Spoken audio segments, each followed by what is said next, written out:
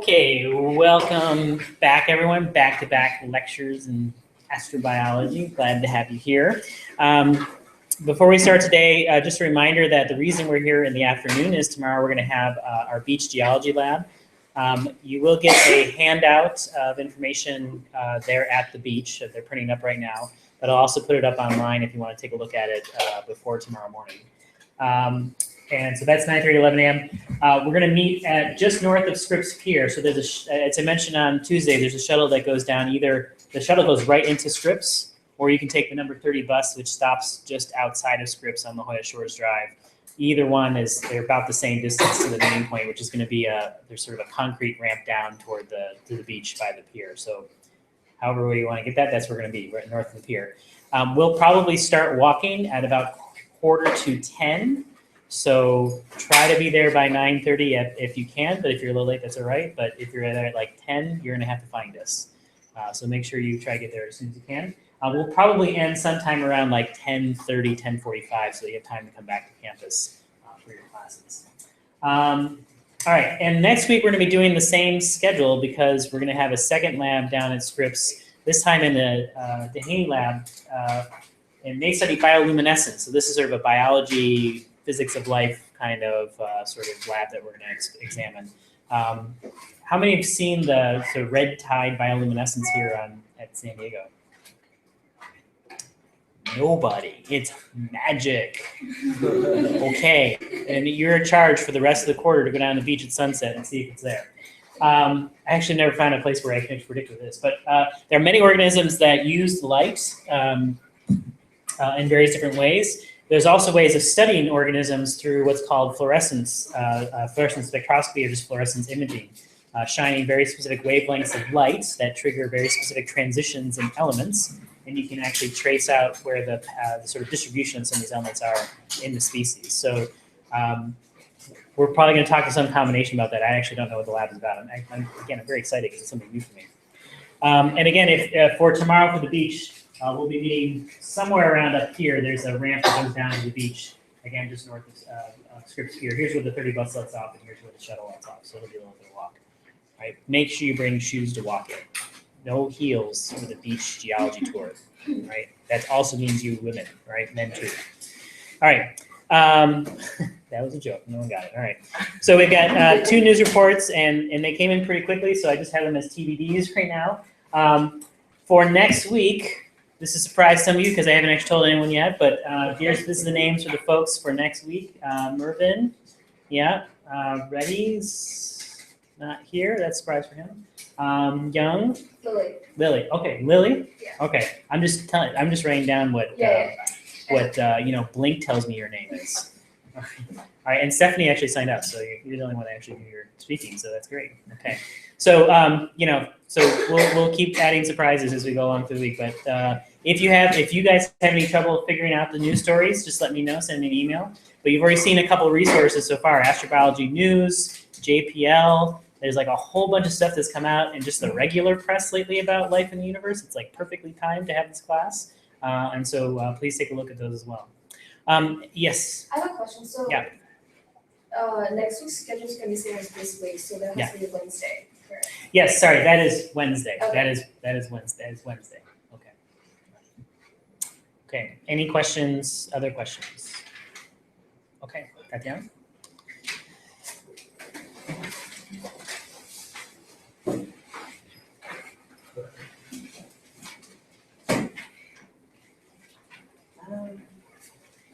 I'm Tatiana. My report is on the new discoveries that lead to possible ideas of life on Mars. So I actually did 2 because they're super short. The first one is about they found nitrates on Mars. Nitrogen was discovered in Mars from the heated soil. So the Curiosity rover, when they sent, I think in 2012, it drilled into the ground and brought up soil, heated it up, and nitric oxide, I believe, was released. So they found that nitric oxide is a chemical that's found on Earth that helps with life. So, let's see. Yeah, it's a form of nitrogen that living things really need. So a little bit for nitrogen. Nitrogen is essential for all known forms of life since it is used in the building blocks of DNA and RNA. The nitrates were found in the wind, like so in the tropical kind of sediments, like just blowing around, and it was also found deep in the crust of Mars. So that basically indicates that it was it's spread out throughout Mars. And the Mars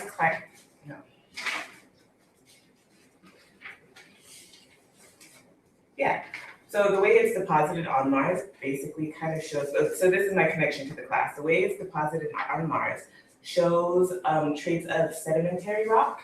So the assumption is that ancient Mars, they call it, ancient Mars had lakes, and these types of nitrogen would have been found in lake bottoms as sedimentary rock. My other article was, again, with the Mars Curiosity rover. This one was more recent, I believe. They found a perchlorate, is how you pronounce it, perchlorate. It's kind of like a salt, I'm gonna say, but it absorbs water. So they found that, and this leads to possible life on Mars because the presence of perchlorate combined with the climate of Mars, which shifts from 5% humidity in the summer to about 100% humidity in fall, means that the perchlorate could absorb the water and it could dissolve into water vapor, and it could dissolve into liquid water, which is essential for life. And I think that's about it. Oh yeah, so there's a purely speculative thing on my part that I tried to cook up, but from what I learned, I came to the idea that the presence of perchlorate in the different places of Mars, so it was found near the equator and near the poles, suggests that transportation of this element was via a cycle similar to our carbon dioxide cycle here on Earth. So it kind of, wet sedimentary dug into and possible plate tectonic action on Mars, but I'm a sociology major, so that probably doesn't make sense. But yeah, so that is the end of my presentation. Any questions? Thank you. Yes. So, whatever the discovery, I guess, it's like you said, it's like a salt, I guess. Perchlorate? Yeah. So it's like in the form of liquid water. Is it like a ocean, like in terms of like in Earth, I guess? Well, yeah, what they called it was brine. So brine is just like super salty water, basically. Okay. But yeah, if that, my assumption is, if that perchlorate could absorb enough water because it's kind of spread throughout Mars, yeah, it could create enough water for microbes to form and whatnot. Is this slide? It says like possibility of life on ancient Mars, but what about like modern day Mars? Is there still like a possibility of like small, tiny life forms because of this? I would say yes, considering because the information gathered here, because there was perchlorate found a while ago, but now that they have about a year's worth of information like climate change and all that on Mars, they have a better gauge of how much water could possibly be absorbed. However, the rover can't circle, well, I'm gonna assume it can't cover all of Mars. So the assumption is the, is it called the Gale crater, maybe?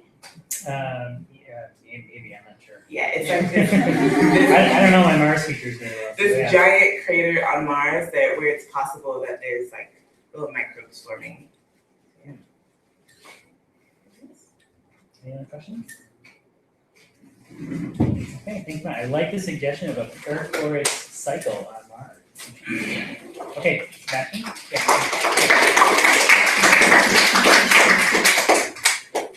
All right. I'm a fashion chaser, and my article is pretty much the second part of talking on this article about the perchlorate and the liquid primes and whatnot. So, anyways, so as she was saying, Curiosity is digging around Gale crater, which is around the equator on Mars, and it discovered that, although it didn't find the brine necessarily, it discovered that it has the possibility or the conditions to produce brine. So anyway, what brine is like the salt correlate,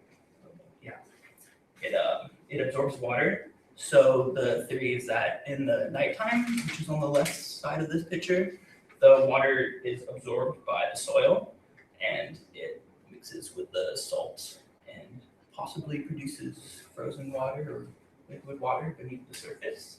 And then in the morning, when it gets hotter and the temperatures rise, it evaporates and is released back into the atmosphere. So, this is called, the sequence is called a Bioluminescence. And what this is when the salt absorbs the water from the atmosphere, basically. And so the data suggests that from the temperature and the humidity levels that these are like things that the Curiosity rover can measure, it can tell that brine could possibly form, but it doesn't actually know. But it's like just a theory. But anyways, so it's possible that within the first, I don't know why it says 50 centimeters here, but in the first like 5 centimeters of the surface, this is when they like dug in and found that there's where the salt can possibly absorb the water. But it's also shown that in the top 15 centimeters, it can also like have the salt or the exchange of water between the atmosphere and the ground. Let's see what else. Yeah, so the chloride salt lowers the freezing temperature of water, and this is why like the water could like possibly be water. So it's like kind of a watery, salty combination like oceans, but not to the extent that we have on Earth, obviously. I mean, but it shows that like back in the day, like when there was more water, this could have actually been a thing. Like the degliquescence process had like more effects on the atmosphere and just like the transportation of water, so to speak. Let's see what else. We could probably go to the next slide. So this is a from one of the actual a journal that was published 2 days ago on nature.com, and it shows this on the left-hand side, or the y-axis, is the time of year. So you have summer, spring, winter, and autumn, and then on the bottom is the time of day. Obviously, it's not actually 24 hours, but it's probably adjusted and whatnot. But so these red lines show the sunset on the right and the sunrise on the left, and the little dots represent whether they where there's liquid stability. So this is where liquid could actually form, possibly, according to the measurements of the rover. So the light blue dots is at the surface of Mars, and then the blue dot is like 5 meters underneath. And then the black line shows like the barriers for where the liquid can form, possibly. So it shows that mainly in the winter, it's more possible that after the sun sets, like the water starts like getting absorbed in the ground and then continues on until a little bit after morning, where it then absorbs into the atmosphere. But yeah, in regards to whether there's life right now on Mars, they do not think so. The temperatures that they recorded for like the ground temperatures, they're at -30 degrees Celsius, and the lowest temperatures that microorganisms can survive on Earth is -20 degrees Celsius. So assuming the conditions for life are the same on Earth and Mars, then microorganisms cannot like reproduce or metabolize at all at these temperatures. But I mean, in the past, that would be possible with higher temperature, more water, obviously.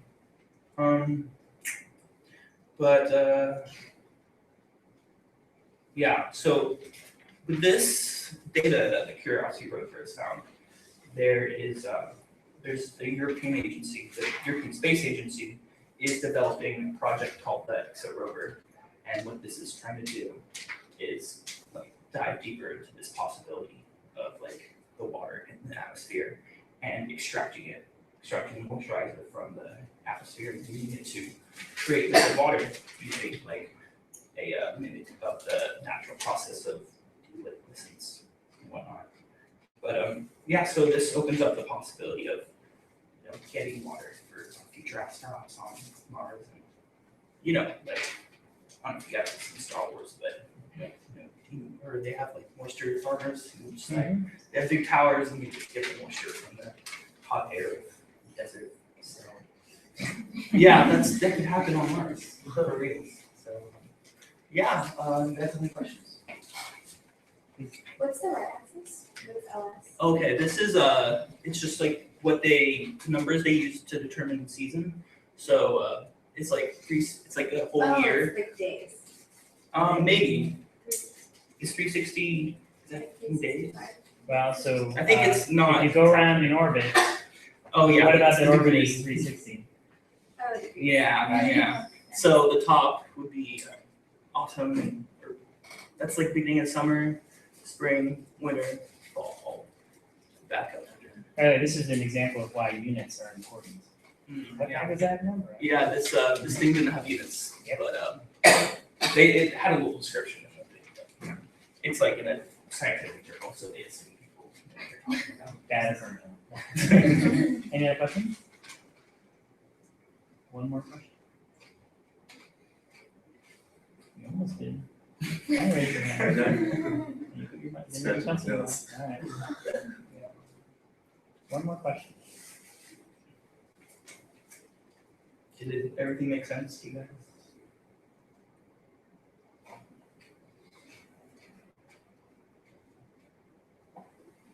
Yeah, so no life on Mars today, but maybe sometime Maybe I earlier down the road. Maybe that in the base. Okay. All right. Thank you very much.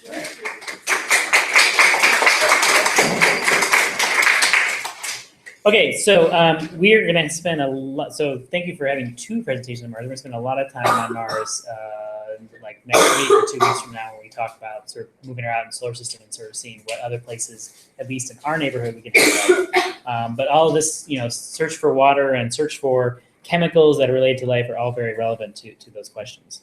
Okay, so but today we're going to keep focusing on the one planet that we're pretty sure has life, and that's our planet. We've talked about the geology and the interior properties of the planet. We're now going to connect this up to what happens on the surface and also off the surface. So the Earth's magnetosphere and atmosphere. And if we have time, because it is a short class period, we'll see if we can make some connections between geology and life. If not, we'll push that into next week. Now, just to remind everyone that we're trying to make this connection between the properties of our planet and why this particular planet in our solar system is teeming with life, at least life as we know it. And so to keep in mind, there's kind of three geological processes that are critical for this. There's plate tectonics, all right? So when we talk about geological processes, these are things that are actually affecting the entirety of the Earth, or the sort of interior of the Earth. So plate tectonics, how our surface of the Earth is actually moving with time. Volcanism is pretty self-evident, and then planetary magnetic fields. And the interesting thing is out of all these terrestrial planets, Earth is the only one that we know has all three of these processes happening simultaneously. Some of these other planets, like for example Venus, we know has volcanoes and has evidence of actually some of the largest volcanoes in the solar system. But Venus does not have plate tectonics. And interesting, Venus has no magnetic fields around it whatsoever. And as we'll see, that's actually pretty important for life.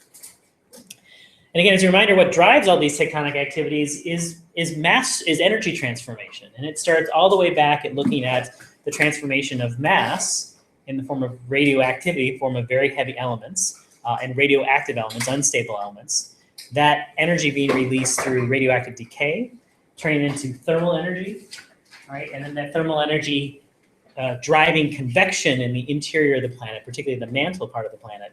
And that's a form of kinetic energy. Right? You've got a whole problem in your homework of sort of going from these very basic mass energy units to whatever's happening on the surface. And so this is an example of what's happening here on Earth. Right? And all this heating drives is the driving force of tectonics, and in particular, it's a driving force for things like plate tectonics. So if you've had this sort of roiling, and I say roiling kind of in quotes, it is a lot of motion when you consider all the mass that's being moved in the mantle, but it's extremely slow. All right, many centuries for millimeters of motion inside the mantle. Right, but it's a lot of stuff, and it's slowly sort of pushing things as it comes up. If this was an atmosphere, for example, if this is the air above your boiling water, that would just kind of disturb the water or disturb the air and kind of push it around. Right, here we've got a surface, a solid surface on top of that, the surface that we're standing on, the lithosphere. And so the interaction of that roiling mantle and lithosphere creates kind of what you would expect if you were kind of trying to push a piece of fabric from the bottom. It ripples it, and it pulls it, and it tears it. And over time, this has created specific plates across the surface of the planet. So this is just a map of the earthquakes over some period of time. I don't remember what time period I used for this. I don't have it on there. This is something like 6 weeks of earthquake information. You can go onto the USGS site and actually get all this data and make maps of it. It's really fun. But the amazing thing is that when you all you do is just figure out where these earthquakes are happening, you start to notice a pattern pretty quickly, that they are focused along very specific trajectories around the Earth. And these are the tracers of these sort of different plates that are sitting on the surface of the Earth. So, as this mantle rolls around, instead of just mixing up the surface, it's actually just literally fractured it into these very large plates. And these plates are literally floating on top of this kind of semi-fluid mantle interior. And as the mantle turns around, these plates are moving along with it. And all that movement is causing the earthquakes that you see there. And so from all the seismic data, from where the earthquakes are happening, where they're centered, from the locations of volcanoes, we can map out all these different plates, and we can also map out how they're moving. Again, the motions are very slow. We, for example, measure the motion of the San Andreas Fault, which is the boundary between the Pacific Plate and the North American Plate. Just happens to go right through our state. Great, good times. We can measure that motion, and it's typically in units of sort of millimeters or centimeters per year, which, if you think about it, is actually, it seems slow from our scale, because that's me standing here for a year and then kind of doing this, right? That's not very much. But this is an entire section of the planet doing this, and doing this year on year on year. Now, in reality, it doesn't do it smoothly, right? We're not like, hold on, millimeters per year. Hold on. It does it through, it's sticky, right? These surfaces are sticky. And so it's the release of sort of pressure as it's getting pushed and pushed and pushed and finally releases. That's why we get these big earthquakes, right? So it's a jumpy sort of motion. But on average, we can measure that in some sort of smooth units, and that's, again, a very small amount. Of course, the problem is it comes out all at once, right? So we wait 20 years, all that sort of motion comes immediately. And that's what causes a lot of the damaging earthquakes that we see, not just here in California, but around the world. Now, we can see, so depending on what these plates are doing, so if you can see the arrows from back where you're seeing, you can see some of them are splitting apart, and some of them are moving together, right? The sort of crazy puzzle piece that we call the surface of the Earth. These things have to slide in some direction, so you have sort of two different motions here. The places where they're coming apart, particularly, do you have questions? Is the red indicating like altitude? Yeah, this is an altitude now, so amazingly, Greenland, very high. I didn't know that. It's not hot, it's high. There's a whole class I could teach about the improper use of color for information. We're not going to go there today. So if we focus in on sort of these mid-sea valleys where the lithosphere is the thinnest, right? So these continental plates are built on top of the lithosphere, and as we'll talk about a little bit later, it took many billions of years to build up just these sort of land masses on top of the plates that are underneath them. But the plates themselves can get very, very thin when we're talking about the middle of the ocean, right? So it's at those places where you see really the growth of new land, right? So this mid-Atlantic ridge here, as these plates are splitting apart, right? Instead of the ocean falling into the gap that's left over, the pressure from the heat from inside the Earth is actually pushing rock the other way. And so it's in these regions where we're literally making new land right along the Atlantic Ocean. So that's the spraying sea floor. We call these rip zones, and they typically happen along the centers of the oceans, and in particular along the boundaries of these plates. Right? And they slowly separate apart, and as they do, you release a lot of heat. And it turns out that this is one of the areas that we'll focus on, particularly when we start talking about life, early life and life off the Earth. These hot regions under the ocean turn out to be really fascinating and fantastic places for life, because you have energy in the form of all the sort of magma heat coming out. You've got water. You don't have any sunlight, but in fact, you don't need sunlight for some of the creatures that thrive in sort of these environments. So it wasn't really until the 1970s, 1980s that we realized that these places were real, like, wonderful places for life. The first divers that went down to the mid-Atlantic ridges were super surprised to find it just teeming with all sorts of little animals. Right? No one expected to see life near magma, right? But it turns out that these are actually pretty great places for very basic forms of life, and especially for the first forms of life here on Earth. Now, as I mentioned, when plates plates can be moving apart, plates can be sliding next to each other, or we call these slip faults, and that's the kind of fault that we have here in San Andreas. And we can also have plates that are coming together. Those are called colliding plates, and those form very large mountains like the Himalayas. Now, I have a friend at SDSU that actually works on the plates here in California, and they do a lot of simulations to sort of figure out, if this fault slides in a certain way, how does that propagate through the Earth? How does that shaking propagate through the Earth? So this is a fun simulation of a magnitude 8 earthquake starting in Santa Barbara area. What you're going to see is the sort of map of Southern California. It's going to pan across and go down to San Diego. And you're going to see sort of colors and sort of oscillations going up and down. That's an amplified version of how much the ground is moving over time. Now, it's going to be like really tall. That's exaggerated. So the Earth doesn't actually jump thousands of feet as it goes along, but you'll see that in a second. Okay. So again, this is a simulation using what we know about the properties of the Earth. So there's the earthquake, and you can see, yeah, huge. But you can see how these propagate like waves, all right? These are sound waves, and they propagate like waves. But the underneath structure allows some of these waves to get trapped. So here is Los Angeles. Notice that the wave has gone by, but Los Angeles keeps shaking for a long time afterwards. Anybody from Palm Springs area or been up to Palm Springs? Crappy. Nothing. We're good. In fact, because these are my friends, I was like, where do you guys live? Because we want to live there too. And we do live near them. Right, let's go past San Diego again, right? North County, man, it's like it never happened. It's fabulous. But all of the shaking, what you're seeing here, so there's, the shaking down here, still Los Angeles, still going. All that shaking out, that's still tracing the San Andreas Fault region. So what, that's going through the Mono Lake area. Mono Lake was created from sort of the slip fault of the San Andreas Fault. And so when we have earthquakes that start anywhere in California, that tends to keep shaking for a long time because it's a very unstable place between these plate boundaries.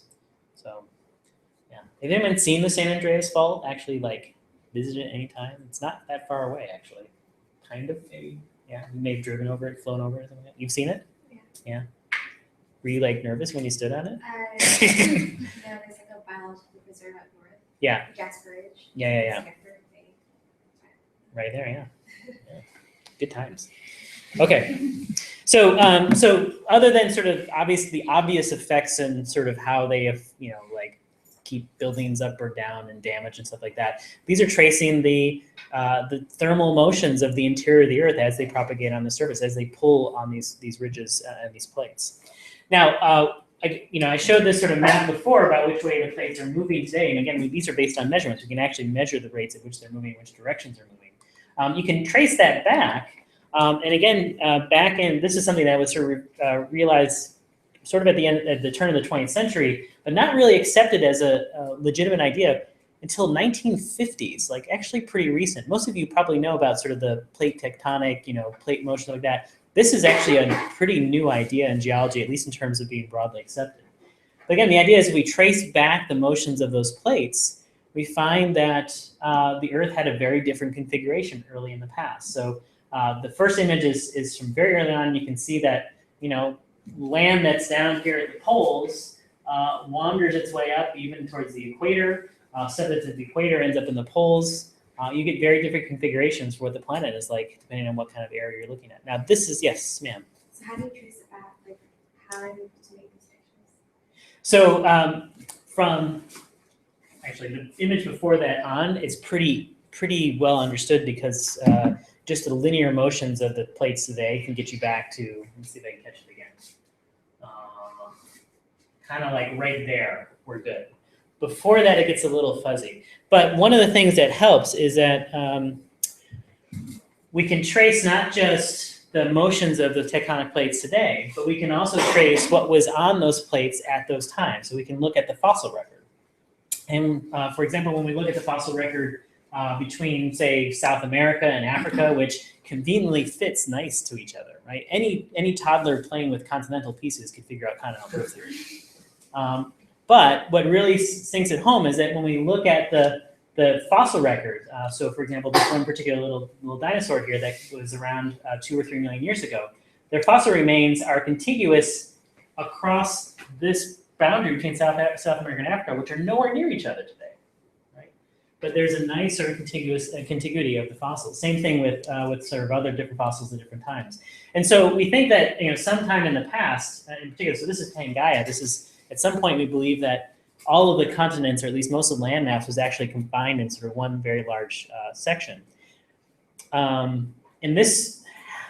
We'll have there's so much to talk about in this class, but we don't have time to talk about this. If you take an anthropology class or an archaeology class or some class about life early in the history of the world, the fact that these land masses were together was really important in how sort of different species evolved, because these are all in contact with each other. Today, species are separated by whole oceans, and so you get a lot more speciation, a lot more differences in species that arise because of that separation. But particularly this period when the continents were all together, we find that there's actually a convergence of a lot of species. You get sort of a lower diversity in sort of the animals, and that has a lot to do with how those land masses are connected up. Yes, sir? If you can like trace it back, does everybody kind of like predict how it'll look like millions of years from now, like how they'll shift more? So again, like if I go back to this, I don't know if I can actually stop this, but this is like there. Is something like 1 million years in the past. And that's perfectly consistent with the linear motions of the plates today. So in practice, yes, we could predict what the globe looks like 1 million years from now. Past that, the plates probably fragment in sort of complex ways, and you have plates that are going underneath each other, so plates are sort of being dissolved in certain places. So at some point, you kind of lose track of how those plates would actually look in the future. But I would say within plus or minus 1 million years, just the current motions of the plates give us a pretty rough idea of what the Earth will look like. If we go back here, we can kind of get an idea of that, right? So this plate right now is kind of separating, but the sort of net motion is sort of up towards the North Pole. And so, places like Hawaii are going to get more temperate, but like over millions of years, it's going to take a long time. And actually, I should be careful about that, because actually, all right, we'll come back to this. So parts of this plate are moving up, parts of the plates are moving south. Hawaii is actually moving south. Hawaii is going to end up somewhere on the equator 2-3 million years from now. So you have to kind of average out these things as they're moving, but in principle, you can predict how they're going. These guys have been moving apart since that Pangaea. So at some point, they'll wrap, this will probably collide with Australia at some point, really far in the future. Problem is, we don't have a fossil record in the future to tell us whether that's true or not. So it is kind of speculation. Okay, so and now the other manifestations. There's 3 main points about tectonic activity. There's the sort of plate motion, which is connected to how animals connect up, where they evolve, what regions they're evolving in. There's also volcanism. Volcanism is a really important part of how we recycle rock on this planet. This is kind of a sort of high school description of this, but one of the great places where volcanism takes place the most often is the easiest place for the magma to make it through the lithosphere, and that's right back at those mid-ocean regions. All right, again, those oceans don't have these built-up continents on them, and so they tend to be the thinnest part of the lithosphere, which is the easiest places for magma to breach through the region. So a great example is the Hawaiian Islands, which over time has been there's one single hotspot, which right now is just south of Hawaii. That's one little place where magma is able to sort of poke its way through the lithosphere. And as this plate has moved towards the sort of northwest, these islands that make up sort of the sort of midway island regions. Right? Hawaii is actually a really big state. You probably only know about 7 or 8 islands, but there's a ton of islands that actually come from the same origin, the same sort of hotspot. But as the plate has sort of slid down this way, slid to the north. And as erosion has sort of knocked these mountains down, we end up with sort of subsunken atolls. So things like Midway Island is barely an island. It's mostly just kind of a rim of coral. But it was what the Hawaiian Islands are today, millions and millions of years ago. And all that's happened is that this plate has just moved its way north and west, and that hotspot is basically staying in the same place. So you see these kind of several sort of Pacific island chains, mostly in the Pacific, but there's also Atlantic island chains that have the same sort of pattern, where you see a string of islands of sort of varying ages going backwards, where the oldest ones are mostly sunken, and the newest ones have fairly fresh lava on them. If you've ever been to Hawaii, Hawaii has lots of fresh lava on it. It's still making it right now. There's a picture of it. Yay. All right. Now, some volcanoes are nice, steady, slow volcanoes like the Hawaiian island, Kilauea.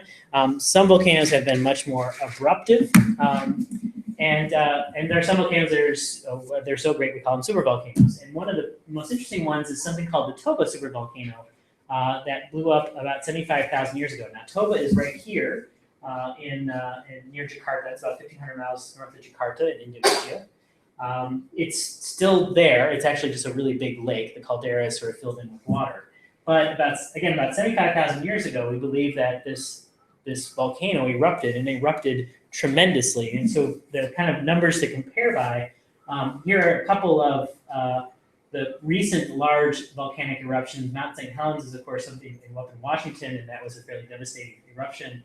Nothing like Tambora, which actually lowered the temperatures of the Earth by a fraction of a degree for a couple of years because of all the dust it put out in the atmosphere, about 80 cubic kilometers. This is what Toba did, 2,800 cubic kilometers of material and ash. They can dig up sites along India and along East Africa, and they find there's sort of ash sort of layers, and we'll see layers tomorrow at the beach, but there's ash layers that are as high as 9 meters. Right? That's a story of ash that probably all fell within sort of a week of each other. So this was a huge volcano. And as we talk about sort of the sort of history of humankind, one of the thoughts is that around 75,000 years ago, we noticed in our genetic sort of diversity, we have a bottleneck. We have a period where there seems to be very few humans on Earth, like 10,000 or something like that. And we think that's because of this volcano. Because most of us were, our early ancestors were growing up here in East Africa. It's right in the path of the volcano. So this is called the Toba supervolcano bottleneck theory. We'll talk about that a little bit later. But clearly, volcanoes can have a major impact on life for bad reasons. They also have impacts for good reasons. We'll talk about later. Okay. So I mentioned that we know that Venus has volcanoes. There's some evidence that Venus has still some active volcanoes. Mars definitely had volcanoes in the past. One of the largest volcanoes in the entire solar system is Olympus Mons, and it's actually so high that sort of the upper regions of Olympus Mons are actually getting very close to just space. It's actually above most of the atmosphere. This mountain is so high. The atmosphere is also very thin, so that's partly the reason. But today we don't see any evidence of active volcanism. There's been no new land produced on Mars in recent times. But of course, Earth also has active volcanism.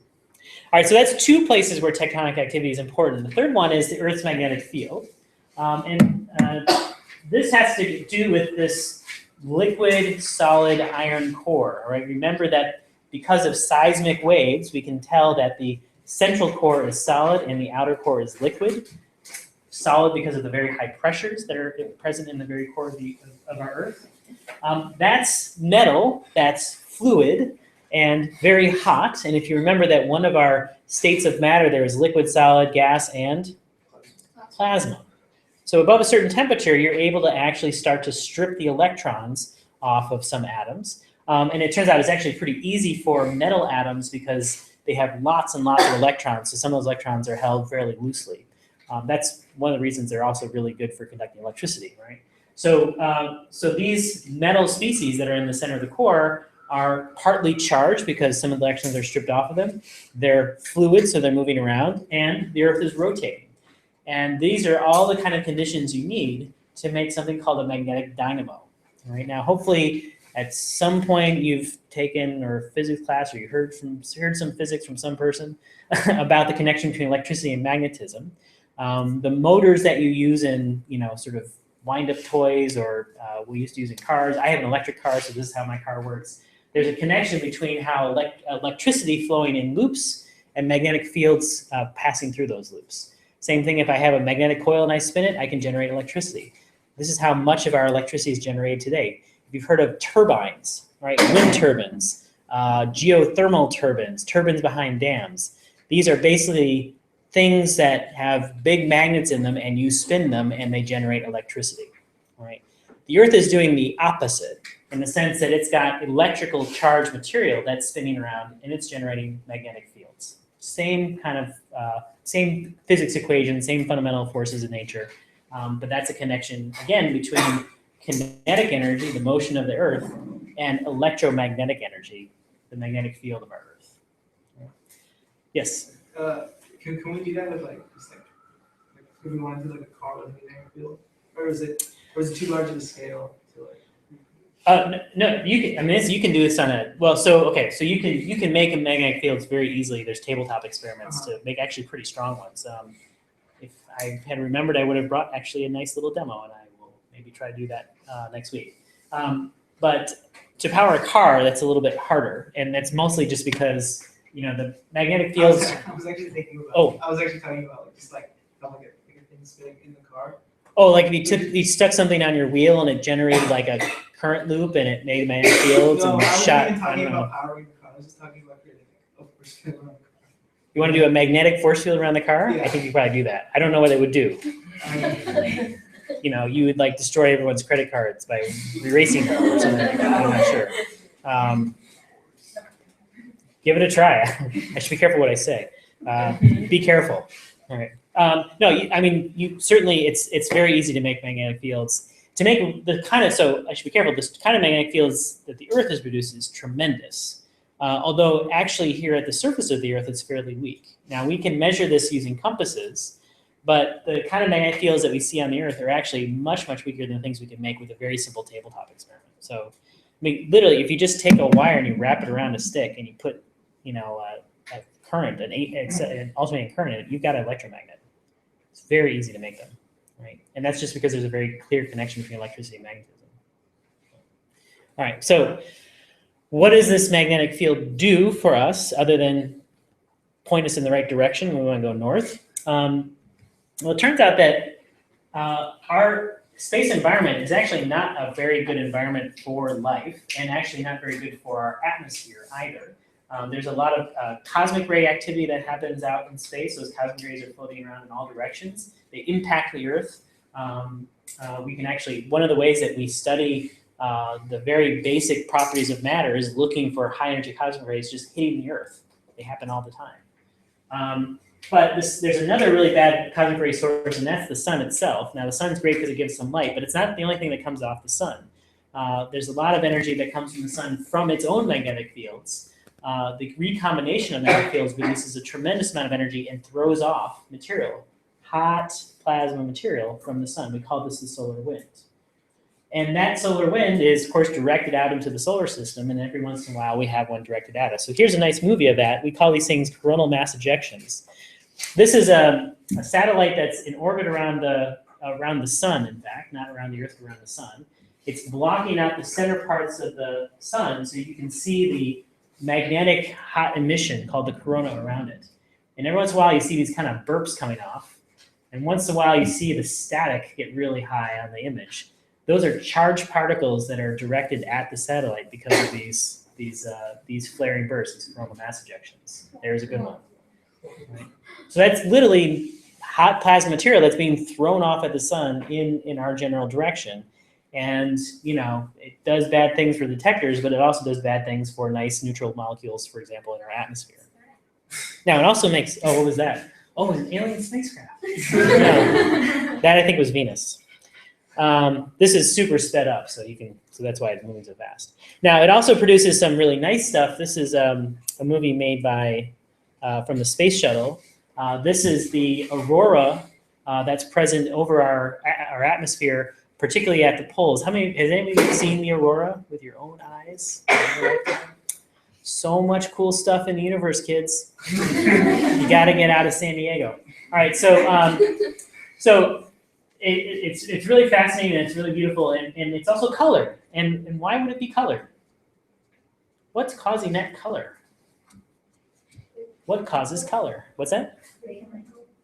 So it's wavelength, but so that's wavelength screens a color, so that's a connection. But what's actually causing the color? I heard it. Chemicals, yeah. So the green light that you saw there is actually excited oxygen atoms. When these charged particles come into our atmosphere, they knock out or they excite the electrons in the oxygen atoms, and then those electrons come back to their rest state and they pop out a photon that's in the green. So we actually can see many different colors, and all those colors are coming from very specific atoms in the atmosphere. If you're on a different planet, you'd have a different colored aurora. That's really cool. Now, the interesting thing about this magnetic field is that it's not actually been a nice stable thing. You'd expect this massive Earth, this massive core would just keep spinning and there'd be no problem. But in fact, when we look again at the fossil record, the magnetic field is actually imprinted in rocks that are made at the mid-Atlantic ridge. You can make magnetized materials. There's certain materials like iron that can be magnetized.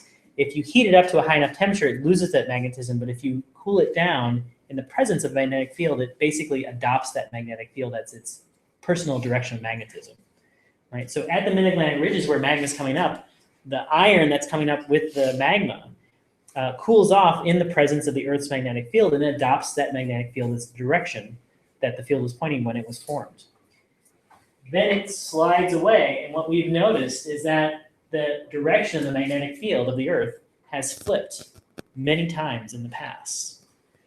Now, the only way for that to happen is for literally the spinning molten core in our Earth to have also flipped during that process, which is a crazy idea. How do you get an entire core of the planet to suddenly turn over? Have you ever spun some tops that you can sort of spin, these little toy tops? They spin around and then eventually they kind of turn themselves over on their edges. Everyone seen one of these? Okay, I can't just describe demos. I can actually bring in those. It turns out that some rotating systems have this sort of inherent stability where they will sort of flip over in different directions in a chaotic manner. And we think that this record that we see along the mid-Atlantic ridges is telling us something about how the internal core dynamics of our Earth has actually flipped and changed dramatically over many periods in our Earth's history. We still don't quite understand that process. It's a huge geodynamical physical problem, but we have plenty of evidence that's happened many times in the past. We also have evidence that today that poles are moving, that the direction of the magnetic field is moving. This is measurements of where the true North Pole actually resides over the last actually almost 200 years now. And first of all, notice that the North Pole isn't at the North Pole. All right, the spinning axis of our planet is not necessarily the same as the magnetic axis of our planet, but it's also an unstable position. All right, that magnetic field is wandering a little bit.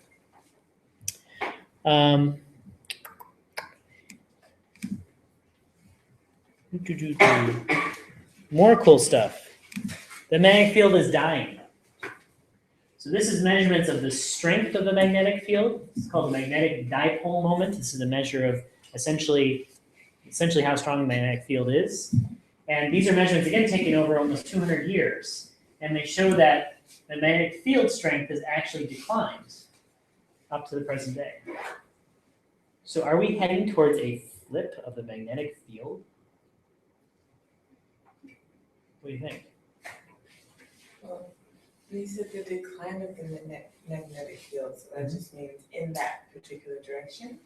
So well, it's actually the absolute strength of the magnetic field. So the direction, go by this, the direction has changed in the sense that where the pole is actually pointed has changed.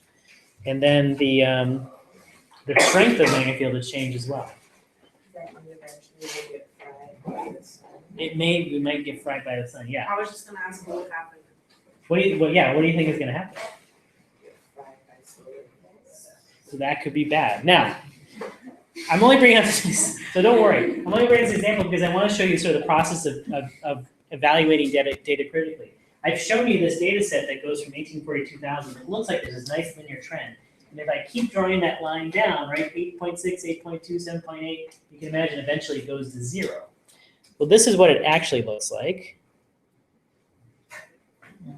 We are here, right there. Actually, we're right here somewhere, right? We're actually at a high point of the magnetic field, it turns out. And it's actually going back to normal. So things are not linear in geodynamics, ever. Right? So there's been many different sort of phases of the magnetic field strength, and this is something that's just very chaotic. So, even though we use this magnetic field, we don't use it, but the Earth has this magnetic field and it protects us from the solar wind from these particles. Because those particles are charged, they get trapped by the magnetic field, and that's what gives us Aurora Borealis. It's a very chaotic system, and it goes up and down in strength. And so, on a geological timescale, we don't actually know what the future holds in terms of how this geomagnetic field sort of persists around the Earth. But it is very, very variable. And then the last thing I should say that the Earth is the only one that has this kind of a magnetic field around itself among the terrestrial planets. So potentially another important piece of the puzzle, which allowed life to develop here on this planet.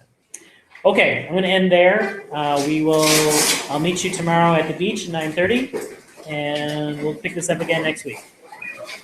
Yes, sir. Are we just meeting by the or walking together?